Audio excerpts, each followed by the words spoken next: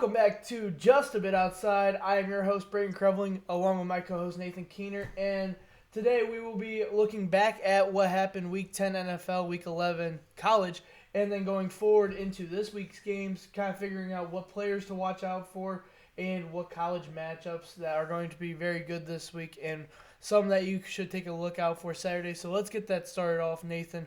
What college football matchups should we look out for? Yeah, we always go back and we cover last week's slated games, and it was a pretty good one once again.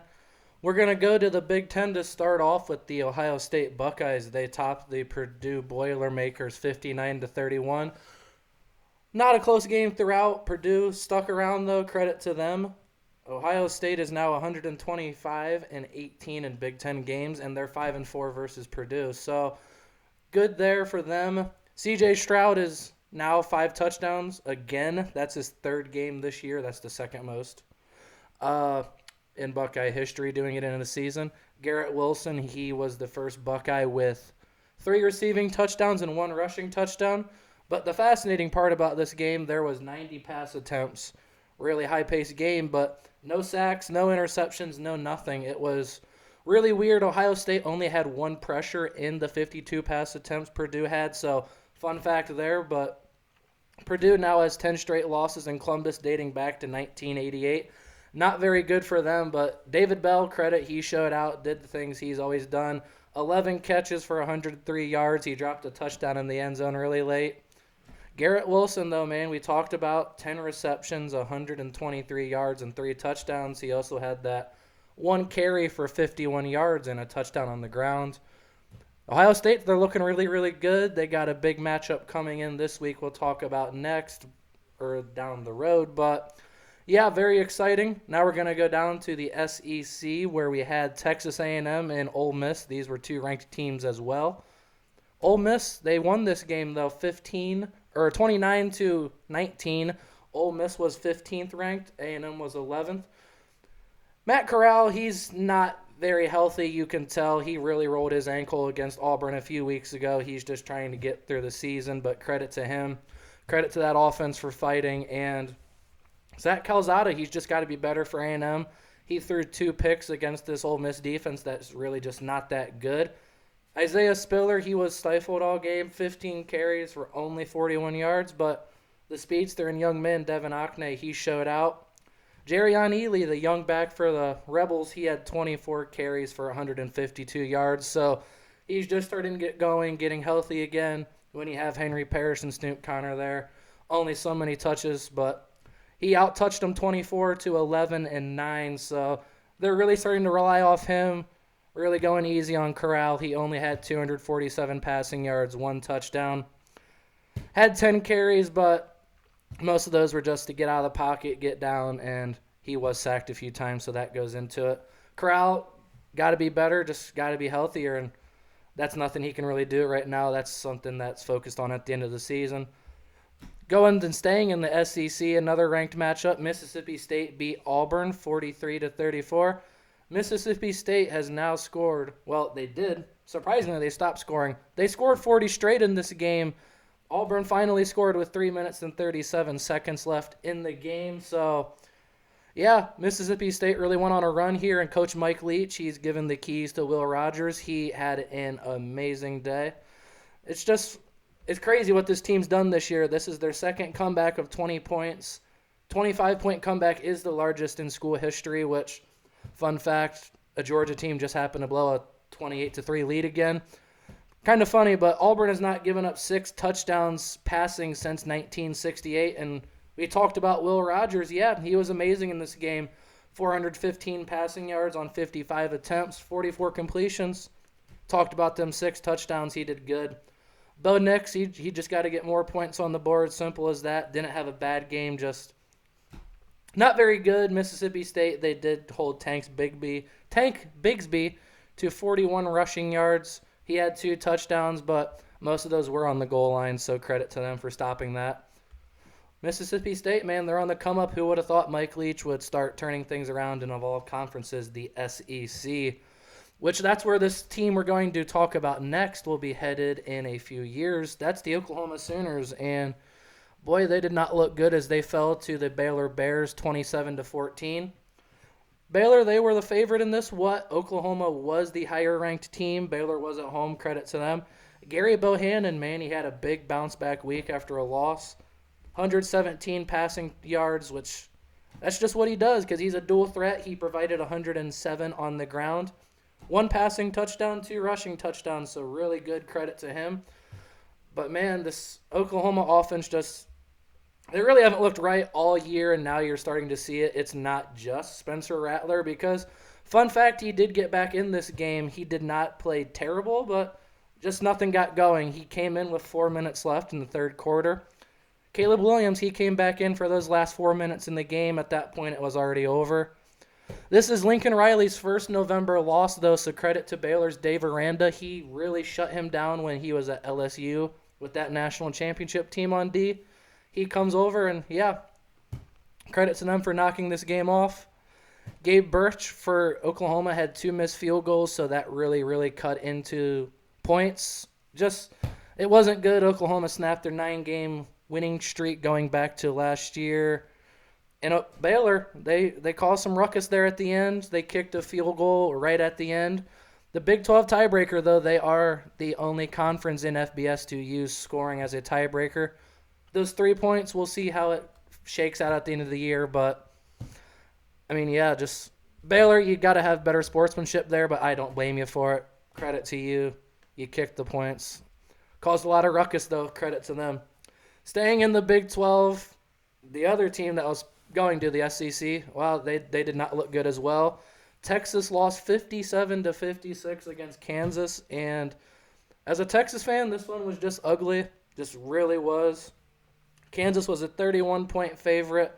They snapped a 56-game conference losing streak on the road. That is the longest ever in FBS history. They snapped an 18 conference losing streak and a 21-game losing streak versus FBS teams. Their first ever win at Texas, and this team has just played up to the good teams all year. We talked about it here. In their other 6 games, Kansas has scored 8.2 points. But when they play Oklahoma and Texas, they average 40. So credit to them for stepping up in the big games. But Texas, this is their first 5-game losing streak ever. They never trailed against Kansas by more than 7 points in the last 11 years.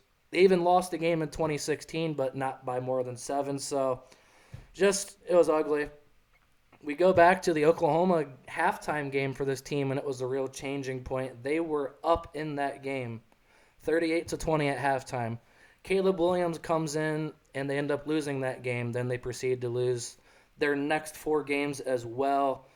Just not very good. You lost to Oklahoma, Oklahoma State, Baylor, and Iowa State. You put yourself right out of the Big 12 race. And Steve Sarkisian's seat is getting really, really hot. Bijan Robinson, their star running back, dislocated his elbow. He's done for the year, so a big, big blow to them. And one of the best players in the nation, he's done. It sucks.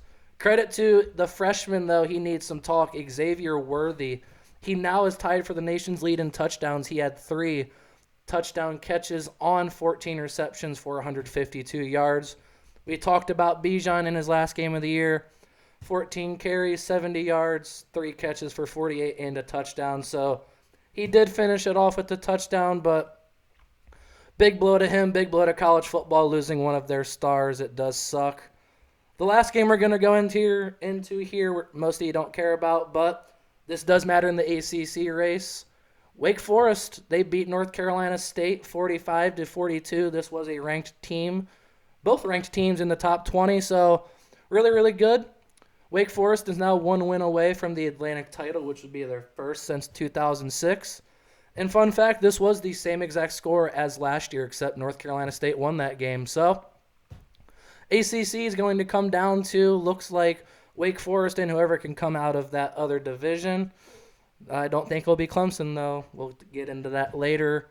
But what we're going to get into now is a little bit of, last week we talked about the college football playoff. This week a lot of the names did stay the same spot. So we figured we'd go back into that next week after some games that will affect that. But this week we're going to give you some Heisman guys, these odds are from yesterday, so they are very, very recent. And there's 4 guys that logistically can win this. The underdog, believe it or not, is the guy that I believe will win it. You've heard this all year. I'm a big, big fan of Matt Corral.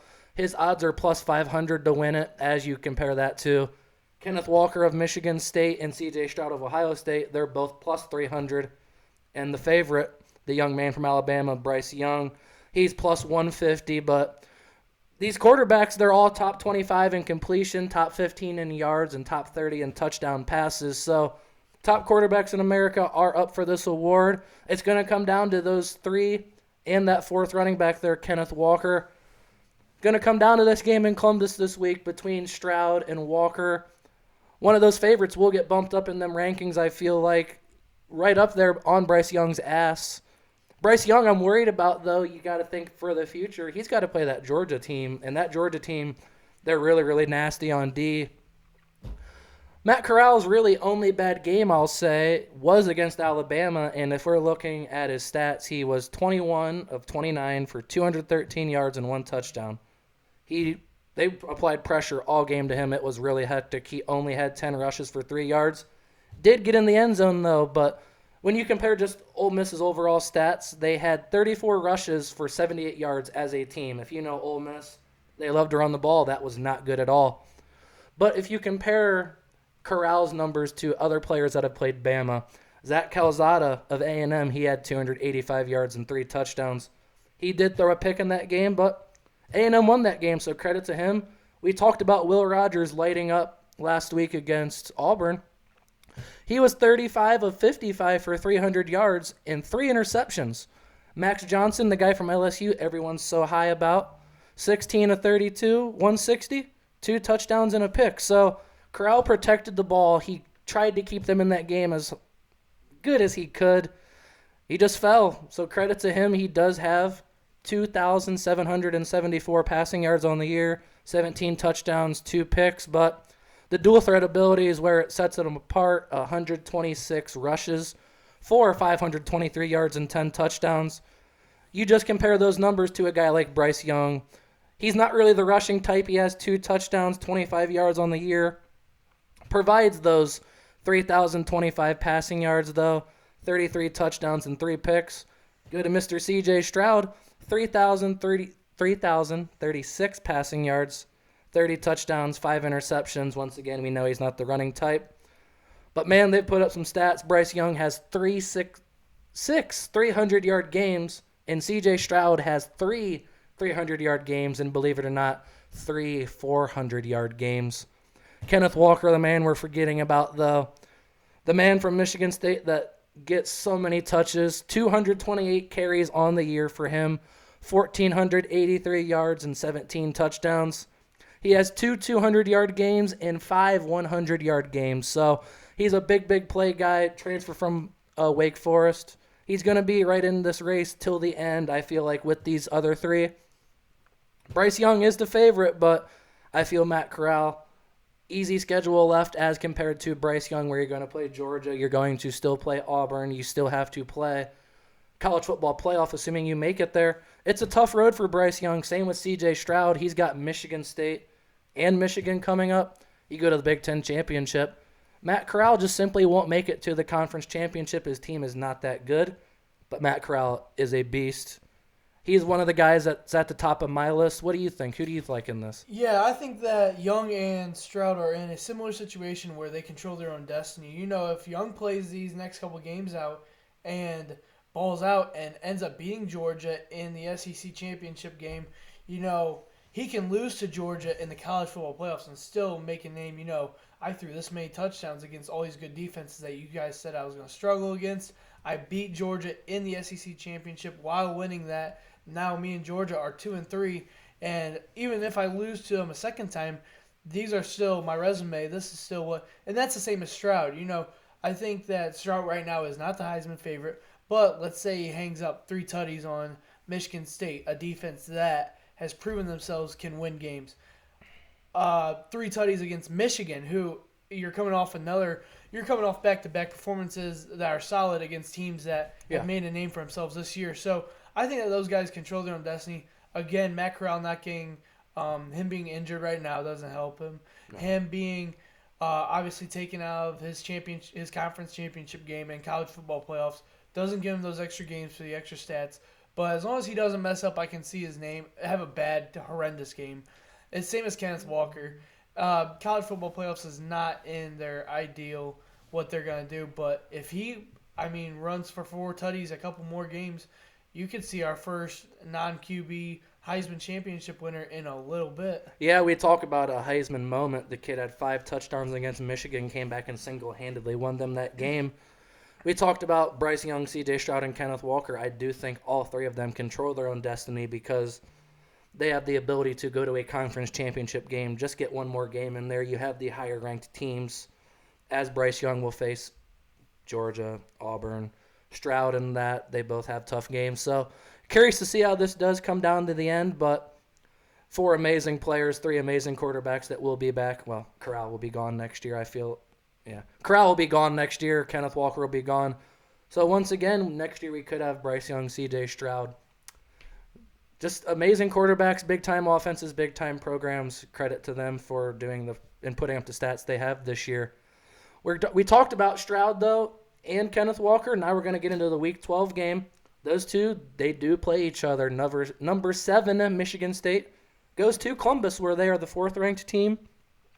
Michigan State, they have the 38th ranked offense versus Ohio State's 6th ranked offense. So we're going to see some scoring here. I will say, though, Ohio State, they have done a good job of slowing down the run this year. They are 46th in the nation in that. So Kenneth Walker could be in for a bad day, but I still feel like he will get his yards just based off of the volume. Peyton Thorne, though, in the games that they've won, the big-time games, he has protected the ball. 21 touchdowns, 8 interceptions on the year. Already won over Walker's stats, 18 touchdowns on the year. Thorne, if the Ohio State run defense is that good, he's got to get it out to his receivers and Jaden Reed and Jalen Naylor. 7 touchdowns for Reed, 6 for Naylor, so they are big threats on the outside, but we know they like to run the ball, use that play action as a team like the Browns. Expect the same offense style from them. Talked about Stroud, 30 touchdowns on the year, 5 picks. Just protect the ball, stay in the pocket, use your legs when you have to. This will be a really exciting game.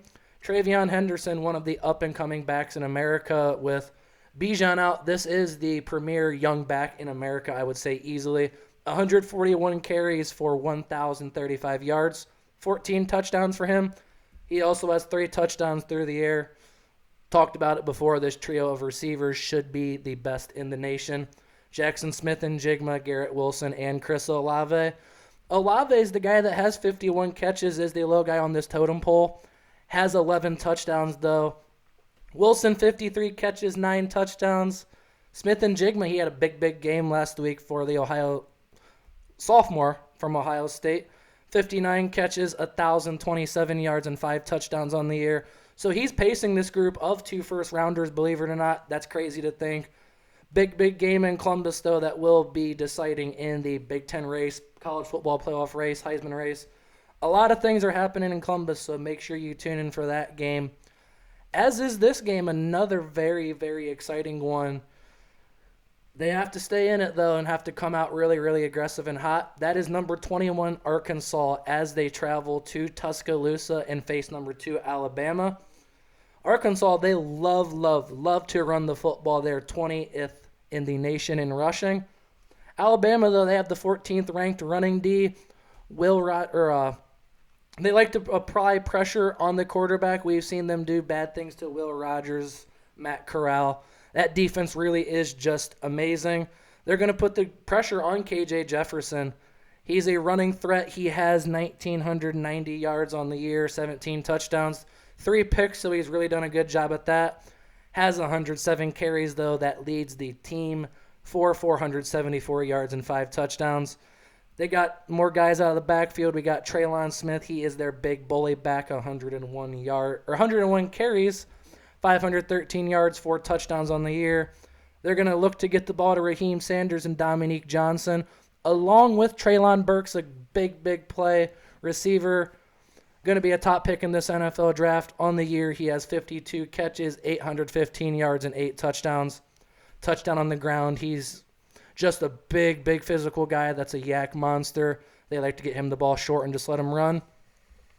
Already mentioned Bryce Young's name. It's all going to come down to Brian Robinson, though, because we talked about how good the Arkansas run game is.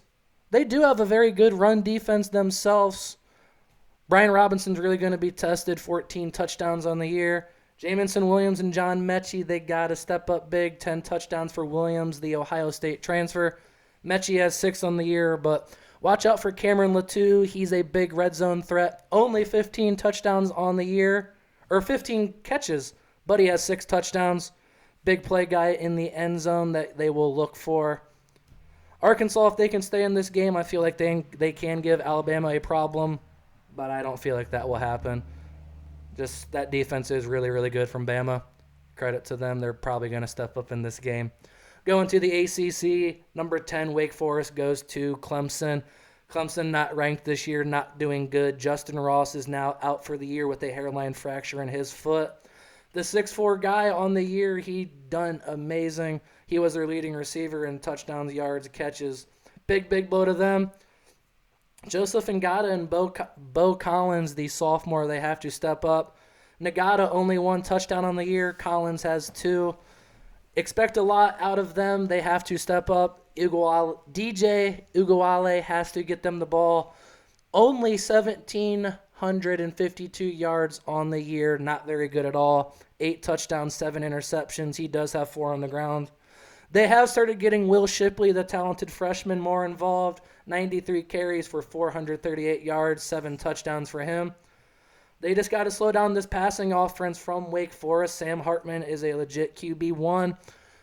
3,157 passing yards on the year. That's top 5 in America. 30 passing touchdowns and 8 interceptions. He does provide some rushing threat, though. 329 yards, 9 touchdowns on the year. Look to get him the ball. Look for him to get the ball to Justice Ellison and A.T. Perry. 6 touchdowns on the year for Ellison, 11 for Perry. Jaquari Robinson also has 8, so look for them to push the ball down the field.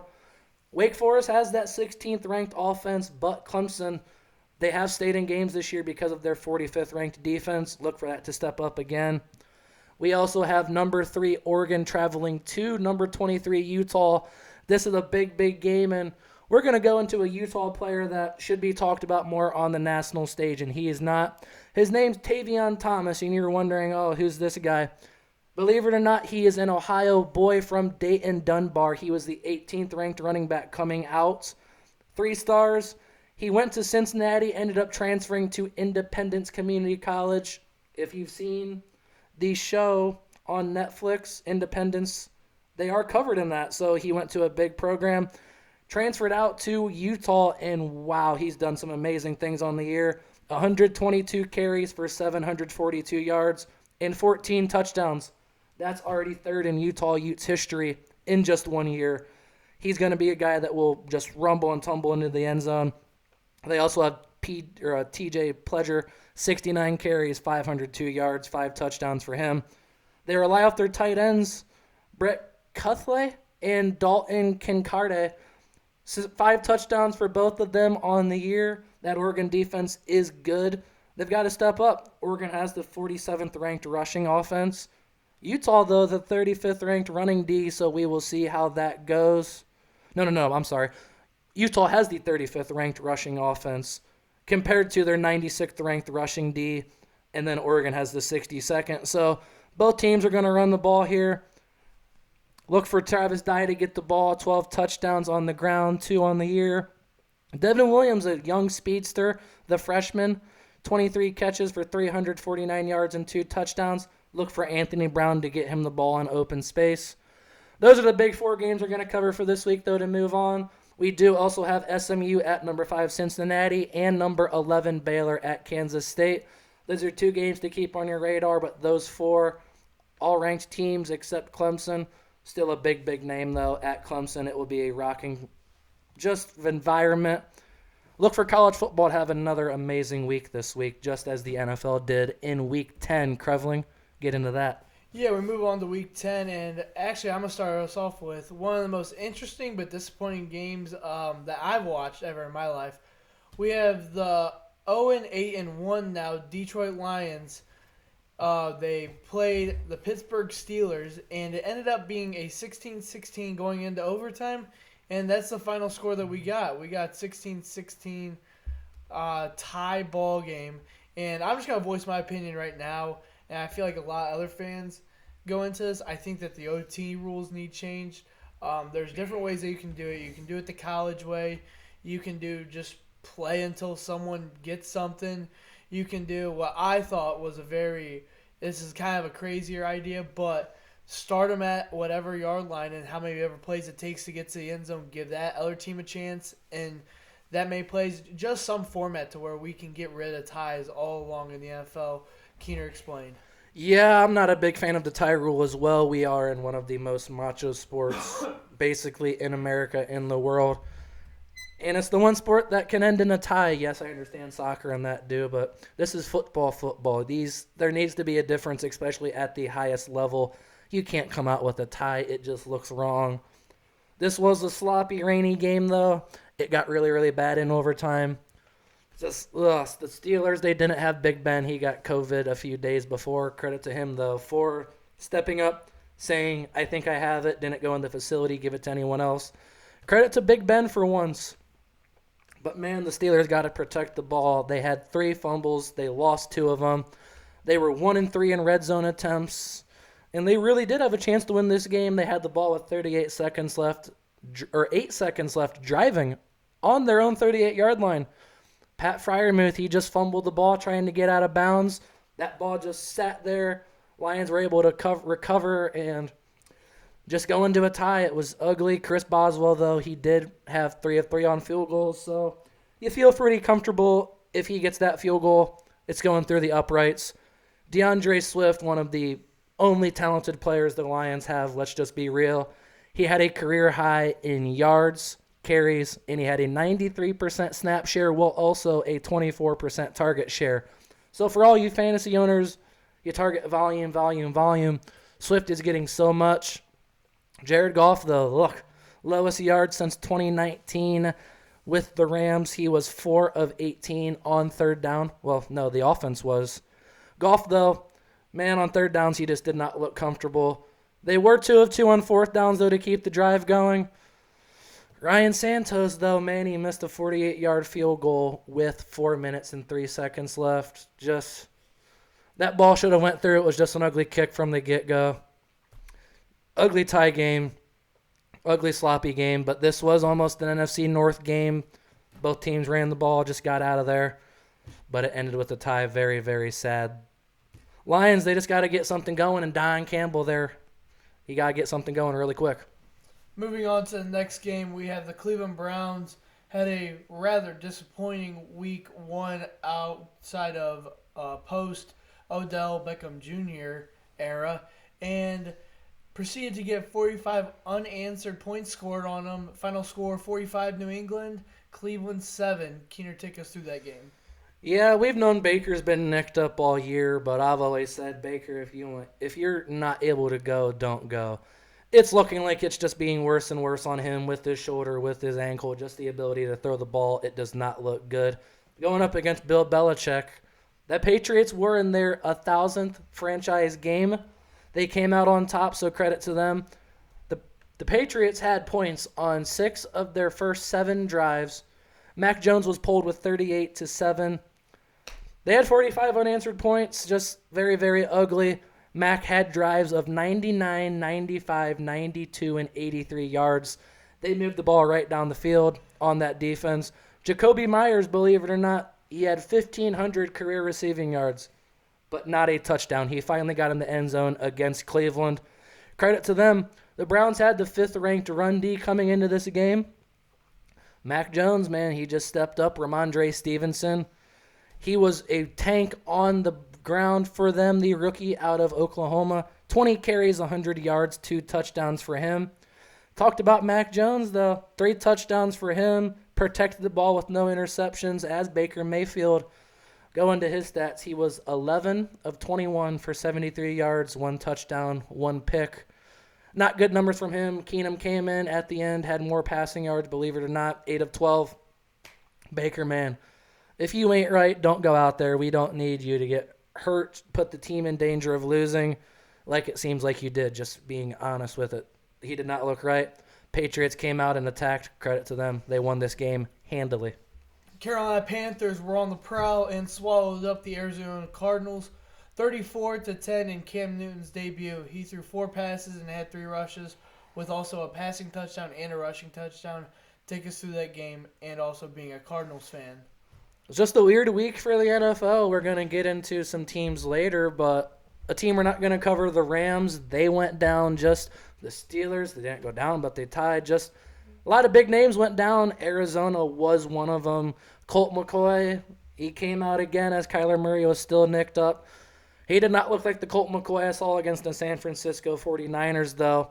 Panthers defense is nasty. Give them the credit. They are the second-ranked D. They forced 2 turnovers, had 4 sacks, and held Arizona to their season low in time of possession, points, first downs, rushing yards, net passing yards, and net total yards. They just shut down this offense completely. Simple as that. They could not get anything going all day. Cam Newton's return, he played 8 plays. Listen, if the narrative's out there that he won this game, yeah, he scored 2 touchdowns. Credit to him. Fun fact, though, he, in his 2 plays, they scored 14 points, which is what they had on their previous 14 possessions combined with Sam Darnold. That's just crazy to think about. He came in, though, provided energy, juice, leadership. He stepped up, and it seems like he's going to get the chance to start again this week.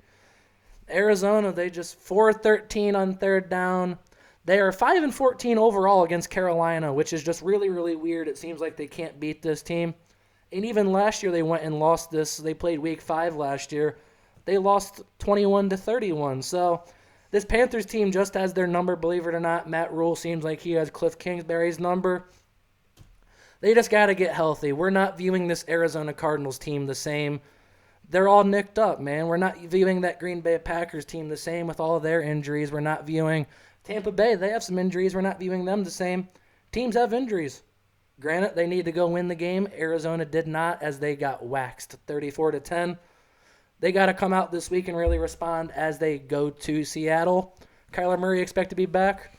Thank God, because Colt McCoy did not look good. We can go into his stats here. Just look, 11 of 20, 107 yards, and a pick. Not very good. James Conner, the running back that went off the game before, 10 carries, 39 yards, 1 touchdown. Just not a good game. Don't need to say anything other than that. Carolina, that defense is nasty and legit, and they're going to keep them in that playoff hunt right down to the end. Washington football team with a rather disappointing year, and also now losing Chase Young due to an ACL tear, is out for the year. They actually beat the reigning champs, the Tampa Bay Buccaneers, 29-19. Like you said, such a weird week of football. You would think that Tom Brady would lead him to a heroic comeback, but when your defense can't get a stop, you can't get that opportunity. Go into that for a second. Yeah, this football team defense was amazing last year. We came in, and I had very, very high hopes for this team. That defense looked ready to carry them. They had Fitzpatrick. Antonio Gibson was a young name getting going. Finally, they played up to their potential. Washington had the ball for 39 minutes of this game. Tampa Bay only had it for 21, so you can see hard for Tom Brady to put points on this board. He had those 2 first-quarter interceptions, which is just very, very crazy, especially for a guy like Tom Brady. They had 5. Tampa Bay, though, their defense did step up. They tried to keep them in this game. They had 5 sacks. They forced them. Well, Tampa Bay, they went 1 of 3 in the red zone. 4 of 10 on third down. They had 6 penalties for 43 yards, which if you know just Tom Brady in general, their teams just, they don't get penalties. They're really smart, sound football team. Was not the case that game, and when they've had penalties this year, they've lost all 3 games. And all 3 of those losses are on the road. Just a weird game. Credit to Devin White, though. One of the best young backers in the league. No question about it. 18 tackles, 2 sacks, 3 tackles for loss, and 3 quarterback hits. Very, very good for him. It was a weird game. We talked about Arizona not playing up to their potential. Neither did Tampa Bay. Just a lot of teams didn't this week. It was weird. Just very, very weird. Believe it or not, those were Brady's 2 interceptions. only interceptions thrown in the first quarter this year. Before then, he had 8 touchdowns and only 0 interceptions. Did not have a touchdown, so now he has 8 touchdowns, 2 picks in that first quarter. A team that usually likes to come out and get the ball rolling, they did not, fell behind and could not recover. Washington football team, they stepped up. If they can get healthy, we are talking about Chase Young being out for the year, though. That does take a big, major blow to that team. Antonio Gibson looks good, though. The offense is getting rolling. Might be too late, but they could make a little late push. Yeah, and now we look into our NFC, I thought, matchup of the week. You have Aaron Rodgers' first game back coming off of COVID, and then you have Russell Wilson's first game back coming off that thumb injury. Obviously, Green Bay wins 17-0. But how do you feel about both of them coming back and making an immediate impact? I mean, Seattle looks like a different team now. No, it was great. Yeah, just the ability to pass the ball and just have the defense respect it. With Geno Smith in there, it's not the same. You're not respecting his ability to pass. Just as simple as that. It's Geno Smith, but you have Russell Wilson in there, one of the best deep ball throwers in the league. Didn't look like that, though. You can tell his finger still affects him, whether he wants to admit it or not. Just very, very weird. They did not score for the first time since 2011. And Travaris Jackson was the quarterback in that game. So this is Russell Wilson's first time being held scoreless. Just, I feel like, having a guy that has a screwed up finger, screwed up elbow, screwed up knees, when the weather's cold, man, it affects your body. It does. So I would imagine you saw a little bit, Wilson had a heating pad or just a glove on that hand when he was on the sidelines. You can tell that cold was still bothering him as he only had that finger repaired 3-4 weeks ago. Packers, though, the defense carried them on the year. This is their first shutout since the Bills in 2018. They've not allowed 30 points since that Week 1 game where they lost to New Orleans. Rodgers told us to be patient, and he was right. Mason Crosby, though, it's time this gets talked about. He is 14 of 21 on field goals for the year. He missed another 42-yarder, but he made a 27. He does not look the same on the year. We've listened to McAfee. It's more than the kicker, though. It's on the holder, the snapper, everything. But, man, you got to put the ball through the uprights. It's just that simple. He's not done it. And down the stretch, it could cost him in some games. Aaron Jones, he got hurt. He looks like he's out for multiple weeks. A.J. Dillon stepped up big time. He had a touchdown with 10 minutes left. And that was their first of the game. Other than that, it was 3-0, just ugly game. Seattle, they only ran 20 plays in the first half, couldn't get it going, and it just translated over to the second half. Green Bay showed why they're one of the best teams, not just in the NFC, but in the NFL in general. Yeah, and you want to talk about a little bit about roughing the passer. We talk about quarterbacks getting hurt, and they don't know really the line to draw between is it roughing the passer or is it not. You see little knick-knack penalties that get thrown, but the hands will hit the face of the quarterback. I'm in agreement that should be called 10 out of 10 times. But it's just the contact. They don't want to hurt their quarterbacks, but now in today's age, this is the most quarterback productive league that we've had, and keeping our QB safe, nothing below the knees, which I do agree that should be called absolutely. 110%. You don't want a Joe Theismann situation or anything that can be knee down because that's career-ending injury. But what would you explain is that line, or what would you explain the solution for this? Yeah, I'm definitely in agreement. You can't go low on players, especially quarterbacks that plant. Use just shuffling, moving back, dropping back in the pocket. Got to keep that lower body safe. Just some of these penalties, they're just... I understand you're not supposed to hit the quarterback late, which I have the roughing the passer rules pulled up right here. Right here it says, if the pass rusher clearly should have known that the ball had already left the passer's hand before contact was made, pass rushers are responsible for being aware of the position in the passing situations. Man, a dude's coming screaming off that edge. He's worried about one goal, hitting the quarterback. Like, that's their job, going and hitting the quarterback. Yeah, I understand you're supposed to be safe about it, but we saw, especially the game that affected the most, which is why it's being talked about, that New Orleans-Tennessee game. That ball was released in maybe a second after. Like, very little. Ryan Tannehill got nicked, and they called it. That changed the game, and Tennessee came out winning. And This has affected multiple situations where you give a team a big first down on a third down. I understand you want to protect your quarterbacks. This is a quarterback league. It's an offense league. But, dude, it's football. They're players. They are allowed to be hits. In the game, they don't have the red practice jersey on. They're just another guy out there. Same as the kicker, same as the punter. You're not supposed to hit them, but there are players that have to be hit. All for not hitting the lower body, all for not hitting the face mask too. You can't go into a guy's helmet, just anything. But man, some of the things they call, like you have to land on your side, you can't put all your body weight on them. It just seems like they made it really, really hard for a pass rusher, for a 350-pound guy, which most DNs, they're up there. They're big boys screaming off that edge, and once they get going, that momentum's hard to stop. NFL, they got to understand it's in a tough spot. I understand it's a tough spot for your quarterback. Think about the defender, though. It's very, very hard to just slow down.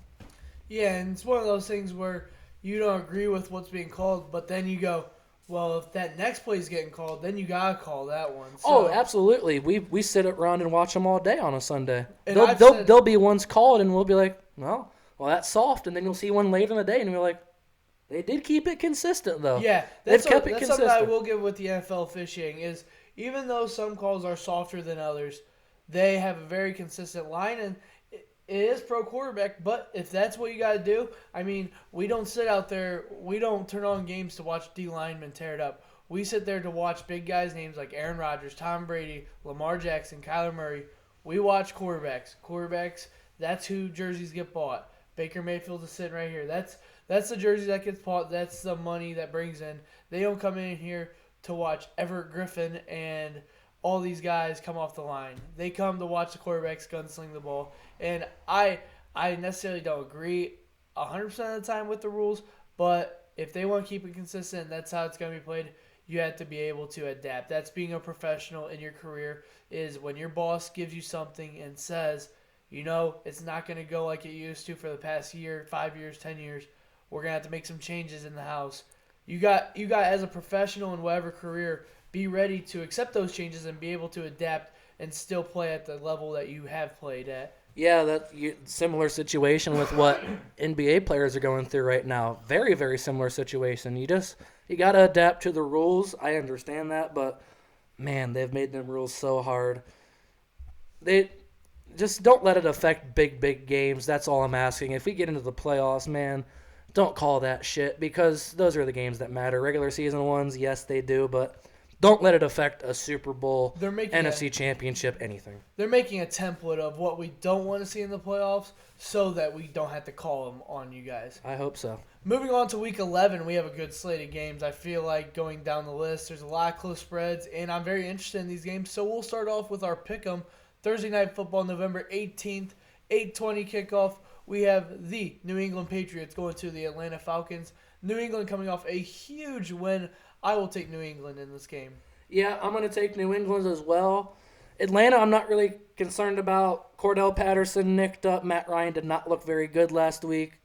Mike Davis, it seems like they're going to give the load to Wayne Gallman over Mike Davis. Not sure what's going on there. Kyle Pitts, though, with Calvin Ridley out, has split out and played 83% of his snaps on the outside. That's a little fun fact for you. Got to get him more involved if they want any chance of winning this game. I trust Bill Belichick, though. I trust the Patriots. Moving on to Sunday, we have Detroit Lions visit the Cleveland Browns, both coming off of not wins. I mean, the Detroit's coming off a tie, but they are coming off 8 losses before that. Cleveland coming off a horrendous loss. I will take Cleveland. I know that they might have Casey Keenum playing instead of Baker Mayfield, but I just think Detroit's bad at this point. Talked about Keenum possibly being in. Positive note, Nick Chubb should be back this week. Kareem Hunt, very, very close. They didn't have a chance to get anything going last week. Clearly that New England defense is different than Detroit. Just simple as that. Bill Belichick versus Dan Campbell. Experienced young guy. I trust Cleveland in this one.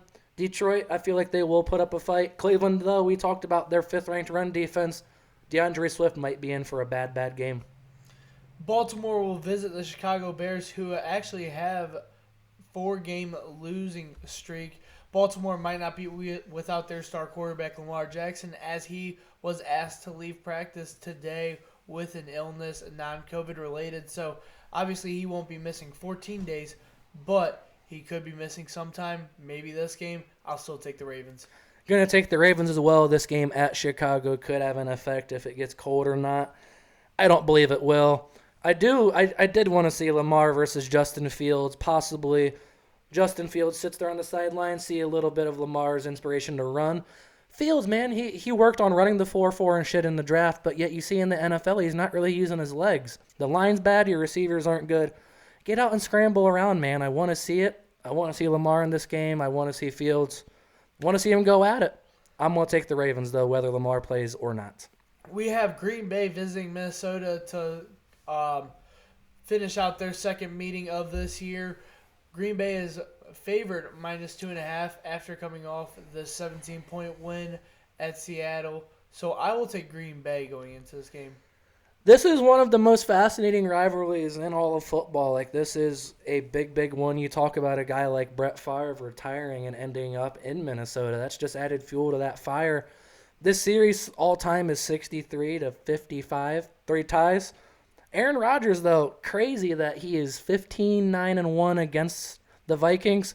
50 touchdown passes and 7 interceptions, though. So 7 picks in that many games. Protects the ball against this very, very good defense that Mike Zimmer trots out there. I trust the Packers in this one. Dalvin Cook, though, in the 6 games that he's played against the Packers, he has 8 touchdowns, so look for them to get him the ball. Look for him to get some volume. Packers defense, though, they're going to step up. Yeah, next game is Houston at Tennessee to really get that in-division rivalry, but I mean, how much is a rivalry if it's one-sided the whole time? I'll take Titans. Yeah, the Titans still without Derrick Henry. They seem like they're moving along just fine. That defense has been going all year. Harold Landry, I expect to get a lot of pressure as he has all year on Tyrod Taylor. They lose Mark Ingram to New Orleans. This Houston team never had anything going, and now it's definitely not going to get anything going. I got the Titans in this one. Indianapolis visits the Buffalo Bills. You got Bulls Mafia. I'll take Bulls Mafia. I'm going to take Bills Mafia as well. Excited to see how this game goes. That Bills defense is good, especially in the back end. It's going to be a test to see if Carson Wentz has really matured as a passer, as a quarterback. Not just launching the ball downfield. Jordan Poyer, Micah Hyde, Tre'Davious White, them boys will pick that off in a second without a doubt. Jonathan Taylor, curious to see how he goes. Curious to see how much run he gets against this Bills defense. They are good against the run as well. I got the Bills. We have probably the worst game of the week right here. We have the Miami Dolphins visit the New York Jets. So a barn burner right there. I'll take the Dolphins. Yep. Tua is going up against Joe Flacco in this game. So real marquee quarterback matchup of the week we got. I'm going to go with Tua, though. The Jets team I was buying in on for a little bit. They came crashing back down to earth very hard. Elijah Moore, though, 3 touchdowns in 2 weeks. He's starting to get it going for that Jets offense. When Zach Wilson gets back, could be a duo to look out for. Not this week, though, with Flacco in. Another QB showdown we all were waiting for. Trevor Siemian visiting Jalen Hurts in Philadelphia. Not many words to describe for this game. Obviously, you have a very banged-up 2 teams. Saints are not the Saints that we saw in Week 1 that manhandled the Packers, but I'll still take the Eagles. I'm going to take the Eagles as well. I'm curious to see how Devontae Smith matches up against Marshawn Lattimore. He had 2 touchdowns last week, one before that, back-to-back 20-point fantasy weeks for the young Slim Reaper. He's a talented player, and Marshawn Lattimore is going to be a test. That New Orleans front pressure is going to be a test, honestly, against this Eagles offense that has not protected Hurts very well this year. This Eagles defense is playing really, really well. Hurts is starting to get it going. He can get out of the pocket and cause some issues for the Saints defense. I like the Eagles on this one, believe it or not. I think it will be a close one. You have the Cincinnati Bengals visiting the Las Vegas Raiders. I had problems trying to pick what team I liked in this game, but I ultimately went back to the AFC North, and I think the Bengals will find their way to win this game. Went back to the Bengals as well. saw them lose to the Jets and teams. Then they come out and beat the Ravens. You don't know what team you're going to get. It's as honest as that. But, man, this Raiders team, when they lost Gruden, the assistant or the interim coach, sorry, I simply don't know his name because I don't feel like learning it. He ain't going to be there for the long run. It's Vegas. You're going to get a big coach in there. He did good for a few games and seemed like the team had some momentum getting going. Man, that game against Kansas City last week just looked rough. Not everything from the start did not look right. Cincinnati's going to come in, look to do the exact same thing as the Chiefs did, pass the ball, occasionally toss in that running back. I think they can win this game, taking the Bengals. Russell Wilson's first game home post-injury as he hosts the Arizona Cardinals coming off of a loss. It's very hard to choose which team. I know you're going to choose Cardinals. I'm going to stay with Cardinals. Kyler Murray I expect him to be back this week. I'm really, really on top of the injuries, especially my favorite player. They've been really, really cautious with him, but after the Seattle game, you do have a bye week. You have some extra rest. Kyler, man, you can tell on the sidelines he's pissed off at the world he's not out there. He wants to be out there with his guys. The organization has been cautious with him.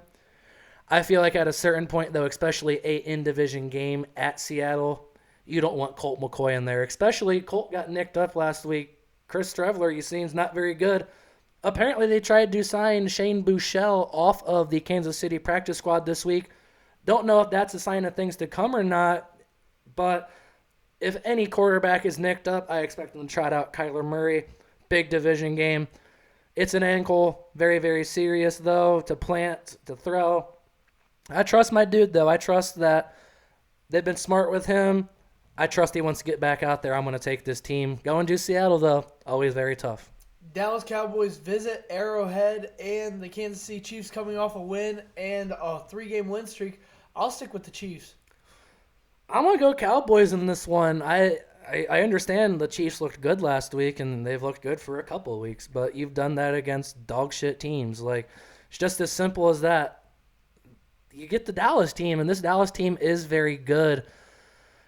Derek Carr wasn't able to throw the ball down the field last week because the Raiders just don't simply have good receivers. I got a stat that Bryan Edwards on outside opportunities was 0 of 12 and it just wasn't good.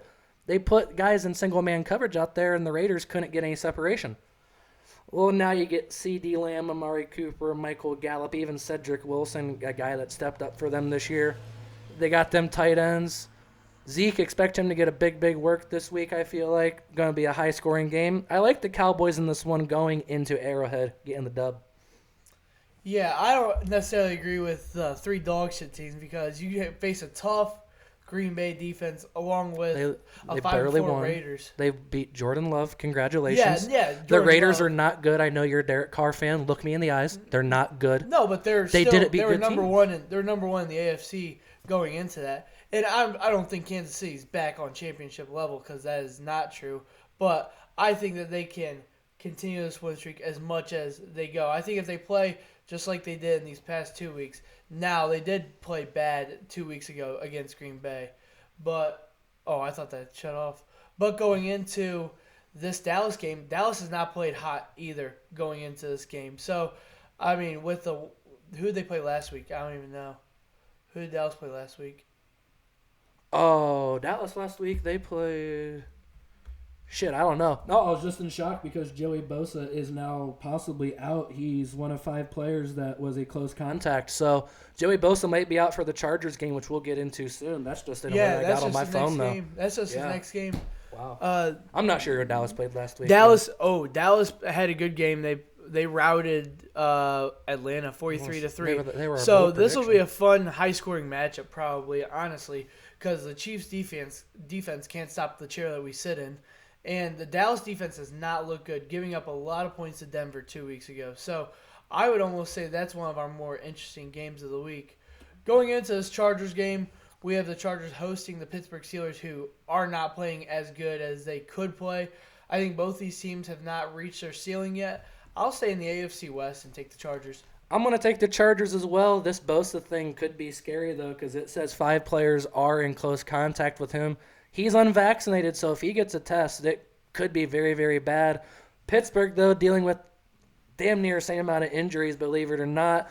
They got a lot of guys out This game being in SoFi, though, big difference. I don't trust Mason Rudolph. I trust Brandon Staley, that Derwin James defense, to draw something up to slow down Mason Rudolph, because I don't expect Big Ben to be back. Our Monday Night Football showdown is not looking the hottest that it could. The New York Giants play the Tampa Bay Buccaneers at Tampa.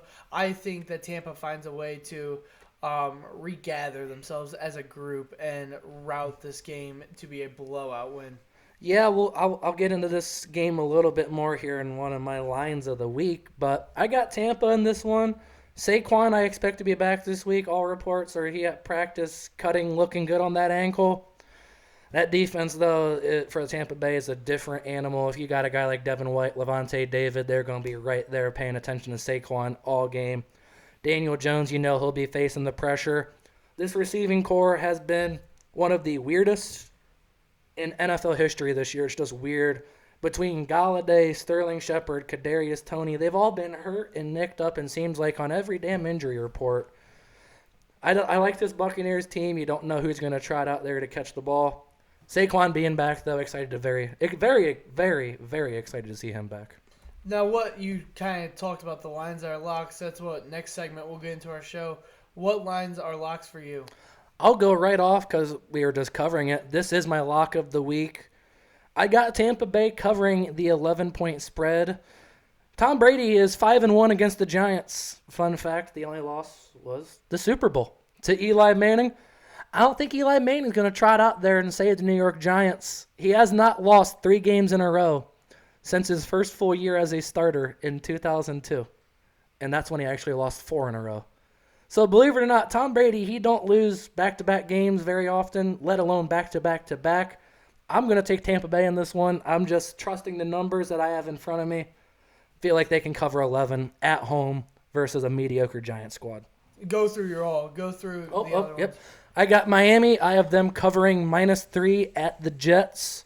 Just feel like a field goal for that game. It will be sloppy. It will be ugly. No one in the world will probably watch it. Just that simple. But I feel like the Dolphins can cover 3. That defense last week looked very good against the Ravens. That's the defense I saw last year at the end. They really looked phenomenal. And I tailed your pick in this. This isn't my lock of the week, but this is one of my locks. And another factor that I take into this game is, we're talking about the Jets. They're on their 4th quarterback taking snaps this year for that team. 4th in about 5 weeks, it seems like. Yeah, they're in their 3rd in 2 weeks, 3 weeks. So, and also, we all expected the Miami to make a run for this wild card spot. But we were going through our season schedule on the year, and I told you, I'm very high on this Miami team, even with a dog shit quarterback, because this defense was so good. Yeah, so I think their defense shows out against this New York offense. That is very lackluster, to say the least. Ball hawk Xavier Howard will be We'll shut on Elijah full Moore force. down. Elijah Moore will not have a 2-tutty game or 3 tutties in 2 weeks. I would hope not. Xavier Howard is going to put a silence. Yeah, he caused some havoc last week against the Ravens. He got that pick 6. I will say the Ravens are a little bit more offensive stout when it comes to play calling, talent, personnel than Joe Jets. Flacco might be a better passer than Lamar. You never know. But go on to your lock of the week. Who do you think is? No, the lock of the week was the Tampa Bay at New York. But the last line I got here, I cannot believe this is just a 1-point game. It seems disrespectful. I understand what the Raiders' record is, but damn, Cincinnati's only a 1-point favorite. They just simply have to fucking win. Yeah. Like, it's that simple. I feel like this Bengals team is simply better. They have a familiar offense to Kansas City, which just had success. You'll take some of the same principles and shit in. Uzma, you talked about him in fantasy. If Kelsey went off last week, he could have a very big week. Bengals team has a lot of talent, a lot of places. I trust them to win by at least 1. It's kind of weird because I got the Dolphins one, but I have 2 different locks. My other lock is Packers 2.5 versus Vikings. I think that the Packers are going to continue to roll.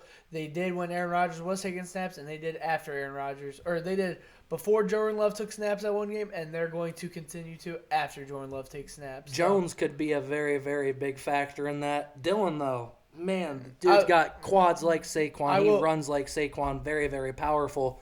I don't expect a drop-off in the run game, believe it or not, but it's the passing game out of the backfield. Jones was your guy to get the ball to.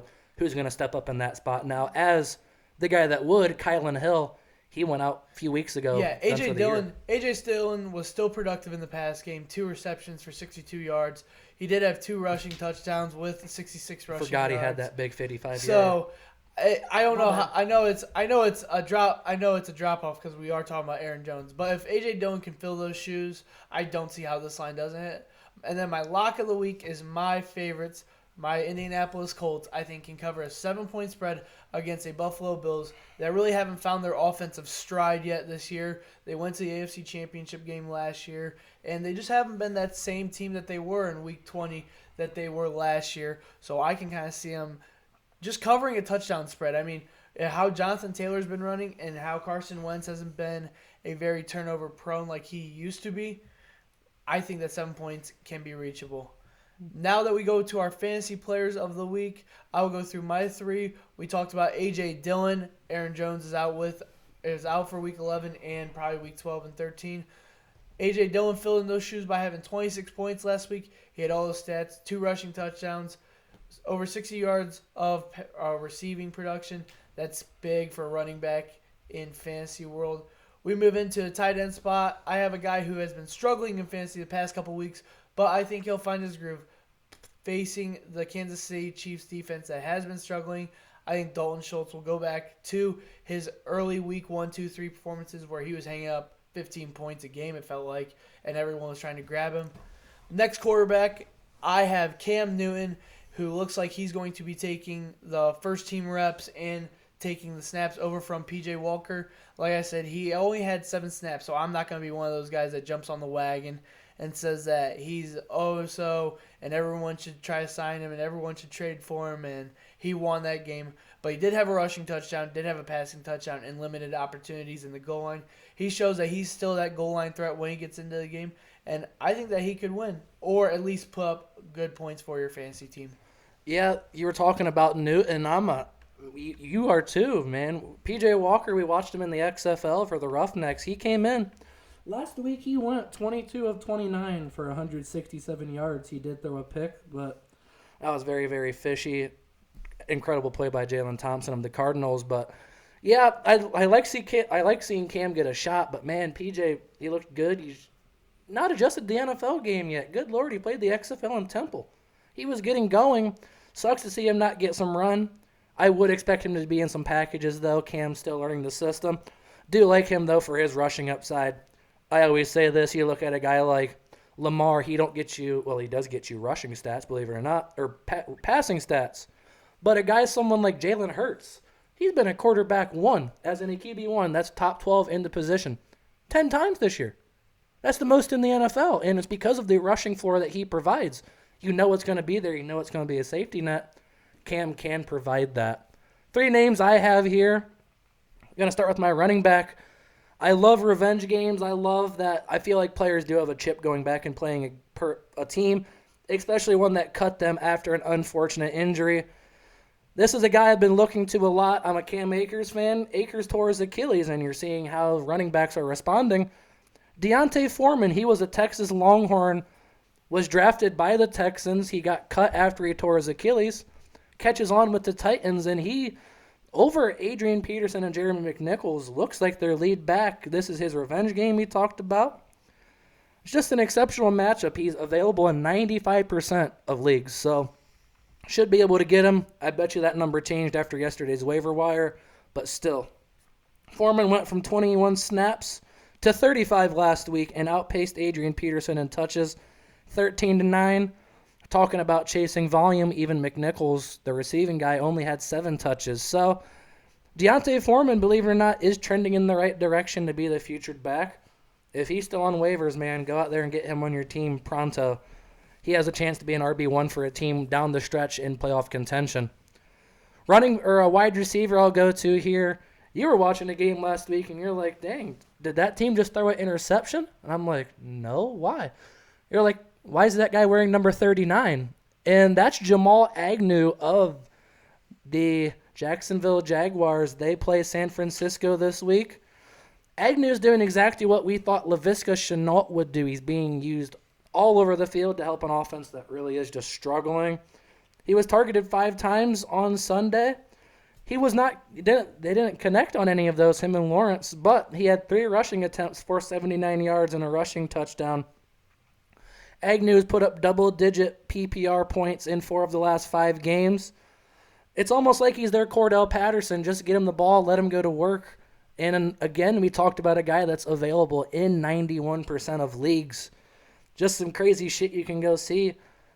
He's not going to be a guy that will go out and get you 25 points, I feel like, but you have a very, very safe floor with a guy like Jamal Agnew. It's just funny, last week you're like, who's this 39? Well, believe it or not, he's a wide receiver for this team. Last one I'm going to go into here, I have a tight end. I got Hunter Henry versus the Falcons. He's not flashy, but he just keeps producing. He had 4 catches for 37 yards, but he scored 2 touchdowns. So that's 7 touchdowns in 7 games since he returned for injury. He gets the most targets in the red zone in the NFL. He had 9 targets and 5 red zone targets. Well, 5 red zone targets last week.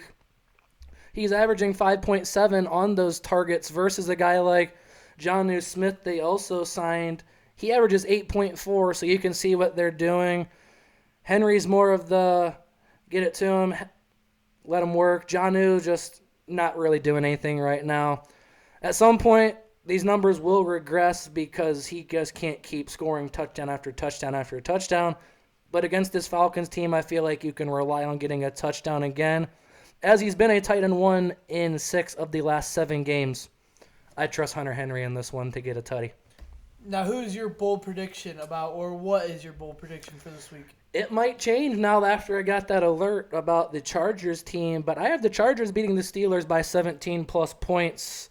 This is something I thought about. This Steelers team, they did not look good last week against the Lions.